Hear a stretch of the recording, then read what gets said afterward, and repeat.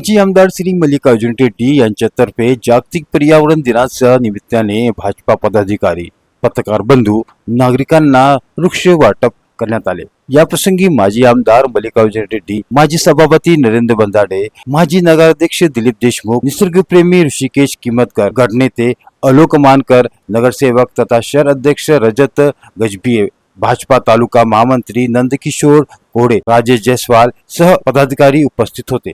आपण पाहत आहात महाराष्ट्र हलचल 24/7 न्यूज। मुख्य संपादक धनंजय तरारे यांची ग्राउंड रिपोर्टिंग। आम्ही झाडे जगवा, झाडे लावा, झाडे जगवा हे आव्हान आम्ही करतोय। अनेक वर्ष झाडं लावून आम्ही त्या ठिकाणी पर्यावरणाच्या त्या ठिकाणी समृद्धी सुधारणा करतोय।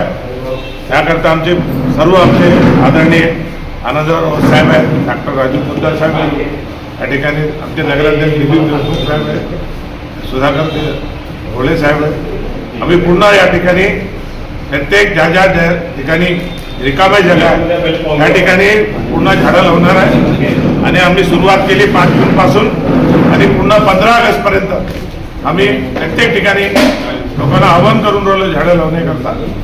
आपण सुद्धा हे माझा मेसेज लोकांपर्यंत पोहोचवा आणि झाडं लावणे म्हणजे भविष्यात लोकांना जगण्याकरता, लोकांना या जगामध्ये राहण्याकरता अति आवश्यक आहे। झाडामुळे ऑक्सिजन भेटतो, ऑक्सिजनमुळे माणसा जगतोय, माणसाला ऑक्सिजनची गरज आहे, म्हणून पर्यावरण समृद्धी करणे आता मानव जीवनासाठी अति आवश्यक आहे। सरकार तो करतोय, पण आमच्याही वतीनं सुद्धा त्या ठिकाणी सर्व सामाजिक संस्थेने त्या ठिकाणी झाडं लावून, झाडं जगून या एक समृद्धी पर्यावरणाचा केला पाहिजे एवढे या ठिकाणी विनंती करतो।